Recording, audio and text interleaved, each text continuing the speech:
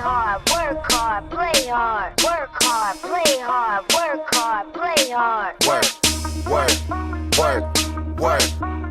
So you're here to present your new project? The first single, Work Hard, Play Hard, just came out. It's already gold, actually. And videos out, singles on that too. So, the bigger the bill, the harder you ball. Well, I'm throwing mine, cause my money long. The quicker you're here, the faster you go. That's why where I come from, the only thing we know. So what can we expect from this new project? Definitely just, more of what I already delivered to the game, but just like the next step of that. Just really, really good rap songs, in my opinion, like the best artistry that I could have done to this point, the best musicality I could have done to this point. We're really keeping it really raw too. That was the point, is just keep it raw. Okay. In Rolling Papers, you only had 2 guests and no big name producers. So you're gonna stick to that formula, or? I have pretty few big name producers on this one. Pharrell being one of them. But yeah, that's pretty much my formula, is just to make whatever makes sense and then let all that other stuff happen later. And I guess it kind of just works out where I do more stuff over my in-house material than anything. Okay. You're one of the few young artists who are closely with legends in the game. So what is it to work closely with Snoop Dogg? It's the shit. Especially just because, we have such a cool relationship to where we bounce ideas off of each other. I would be completely happy with him just like sunning me and telling me to shut up and just like take notes. But, he respects my opinion and lets me do what I do, go crazy, and we really just, make the best of the whole situation, and it's nothing forced, it's really natural, and it's something that we both enjoy. So I think, that's why people enjoy it so much. So what, we get drunk, so what, we smoke weed, we're just having fun, we don't care who sees. So what, we go out, that's how it's supposed to be. Cause I'm high as fuck, young and wild and free. And how the connection first came, like he reached out to you, or? Yeah, he reached out to me. I was on my the Wake and Bacon tour last year. I was on my first sold out tour, and his son was a fan of mine, and he just reached out and called me and was like, yo, I like your music, I want to get you on my album. And then from there, we shot a video for the album, and then from there we ended up, just talking about the movie and kicking it for about 2 weeks. I was on my way about to move out to LA. I was like, yo, I need some pointers, man. I need to know how to get down out here, and who else better to show you how to live in LA but Snoop, you know what I mean? So he took me under his wing, and we've been banging ever since. Okay.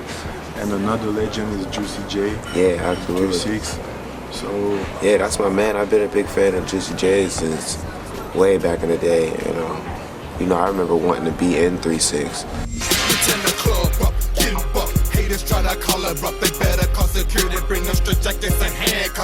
So the fact that we work together and that we do what we do now is like a really, really big blessing.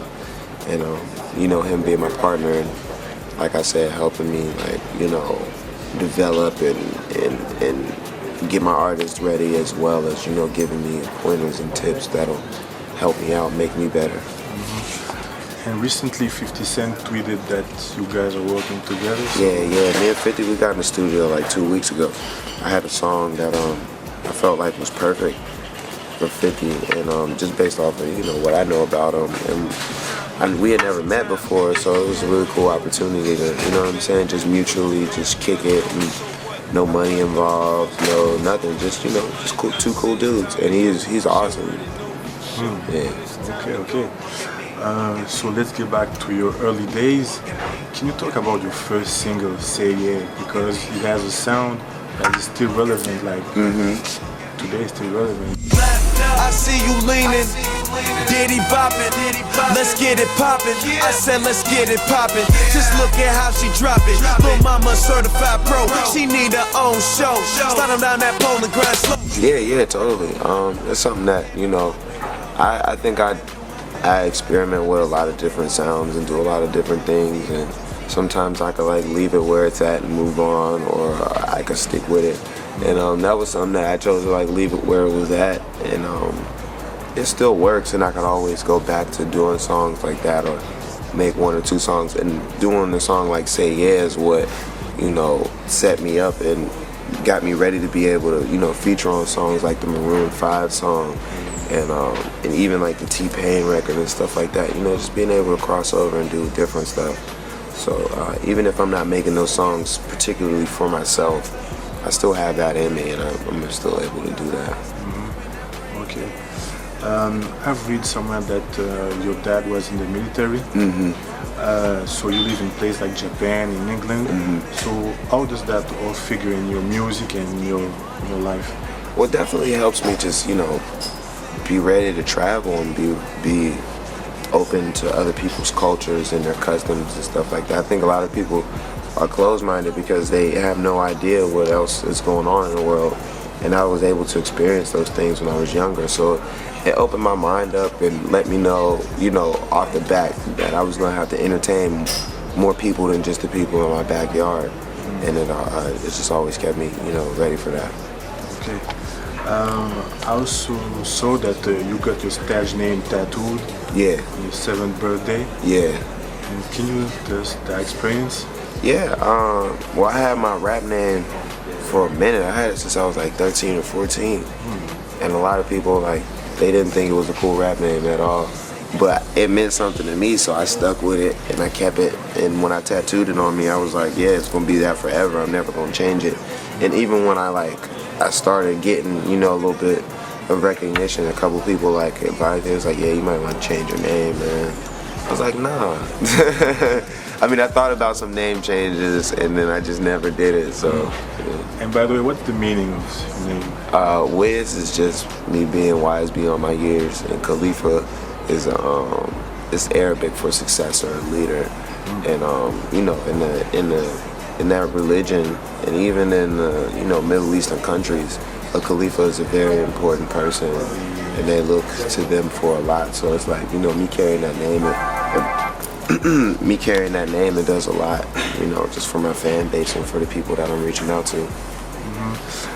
And so, what do you think that the world saw in you that made you stand out?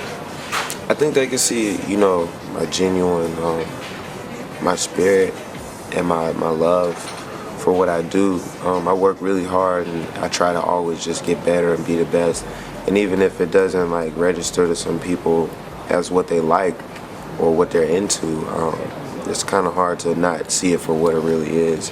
And that's all I ever want anybody to do anyway, like just to see it for what it is. And you know, you can do what you want after that. Okay. Yeah. And how do you manage to handle all those business plus your personal life that's exposed? How do you manage to stay focused? You know, I just stay focused. I think that's the only way to do it, is to do it and to, you know, not lose it. I had a lot of time early in my career just to like learn the importance of certain things. So now that I'm where it's important, I mean, now that I'm at the point where I need to apply it, it's kind of like, you know, it's second nature. It's like, all right, now it's time to do this, time to do that. And I feel like if I would be going through those things now, it would be kind of like overwhelming and I wouldn't know what to do with it. But, you know, I had like 8 years where nobody knew who I was, and I was able to grind and learn a lot. So now I'm applying that knowledge. And since you started your career so early, so you always wanted to be a rapper? Money on the mind, hustling all the time. All about the paper, cause the youngin' on his grind. Youngin' on his grind, youngin' on his grind. Youngin' on his grind, youngin' on his grind. Some say that I'm next to be the greatest. And jealousy come with success, you can't escape it. Them dirty little dudes will stress you when you caking. Yeah, definitely. I knew I wanted to be a rapper at about 14. And my dad had a studio at the time, and he never was like a musician or anything. He just wanted to do whatever was making money. And you know, mixtapes had started popping, and kids were, you know, trying to get in the studio. So he was like, I'll open up the studio. And I ended up being the engineer at the studio. I was like, you know, recording the sessions and stuff like that. And through that, you know, I just used my own time to make beats and record myself and before we knew it, I had an album, and my dad was like, dang, you really want to do this? I'm like, yeah. And I started taking it super serious. By the time I was 16, I had an independent record deal. And then from there, you know, I started doing shows and releasing mixtapes and things like that, and I never really looked back. You don't gotta sell it, cause it's already sold.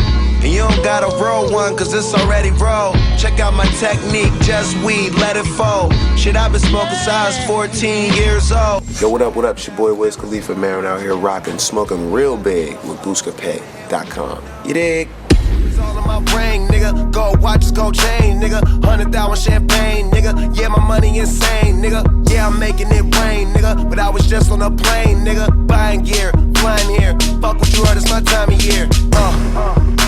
If I'm in the club, I get 100 stacks, I'm always